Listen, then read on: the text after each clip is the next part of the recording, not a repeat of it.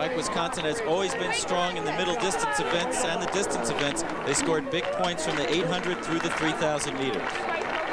LSU has a more balanced attack, scoring most of their points on the field and in the sprint events. But the Lady Tigers have one event left in which to score points, the women's 4x400 relay. That's coming up next.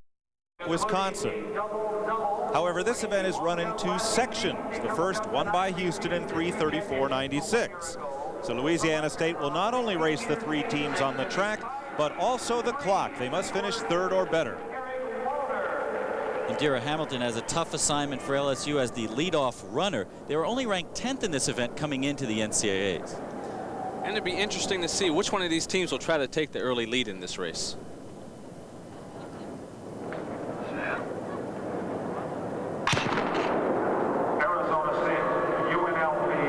Monifa Taylor out front. They must stay in their lanes for the first two turns. Taylor won the hurdles. Florida is the defending champion of this event, but returns only one runner from last year, and that's Kim Mitchell.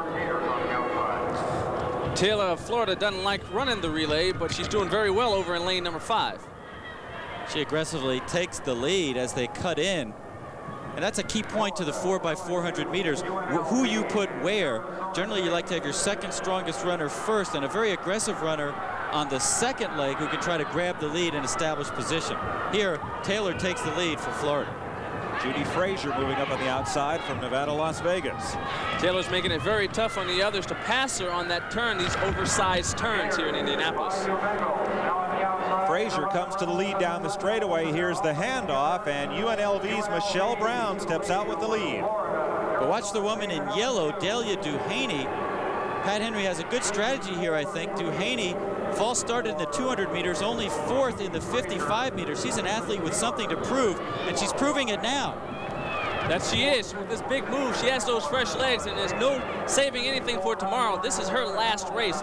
She has no outdoor eligibility left for LSU. Duhaney avenging her earlier disappointment, moving ahead now of Michelle Brown from UNLV, Melinda Springer from Florida, and Janice Nichols of Arizona State. Now I think handoffs become important. You want to keep that baton moving through the zone. If you see the athlete who's taking the baton standing there flat-footed, that will slow the team down. Exactly. They want to stay focused on this all but important exchange. Heather Van Norman takes the baton for LSU and holds the lead. 53.5 for Duhaney. Jean Fletcher of UNLV right with Van Norman.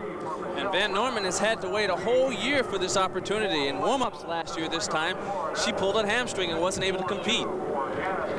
So it's Van Norman, Fletcher, Ebony Robinson, the freshman from Florida, and Omatayo Akinremi, the Nigerian from Arizona State. LSU is looking good, but remember, if they're going to move ahead of Wisconsin, they need at least 6 points in this event. They've got to finish in the top 3 overall. Houston won that first section with a fast time, so LSU must watch the other runners and the clock here. Van Norman with the lead. And if they come off to the turn, Jean Fletcher of UNLV, who was in second, dropped the baton. And I believe she was bumped by the hand of the runner in front of her, but the baton is rolled off the track, so UNLV is out of this. One less team LSU has to beat. Youlanda Warren, who finished 3rd in the 400 meters earlier today, their best leg on the anchor. The nemesis is the clock. Even though they're out in front now, they can't relax. She has to run as fast as she humanly can at this point. Well, Van Norman ran a 53.1, so that should put Louisiana State in good shape here. Warren looking good as they go down the back stretch.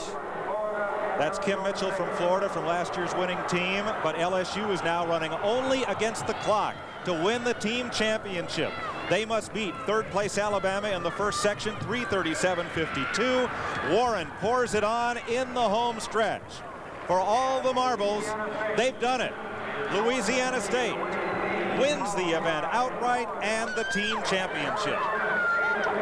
An outstanding anchor leg for Youlanda Warren, 52.1. She's too tired to celebrate along with her teammates. And it took an entire team to win this championship for the Lady Tigers.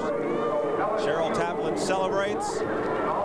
They scored points on the field in the relays and in the sprints. Truly really was a great team battle, though, as Wisconsin got maximum points out of their athletes. But in this final event, could only sit in the stands and watch disconsolate. LSU in 3:33.63 defeats Houston by a second, Florida third. And Louisiana State wins the team championship by 5 over Wisconsin.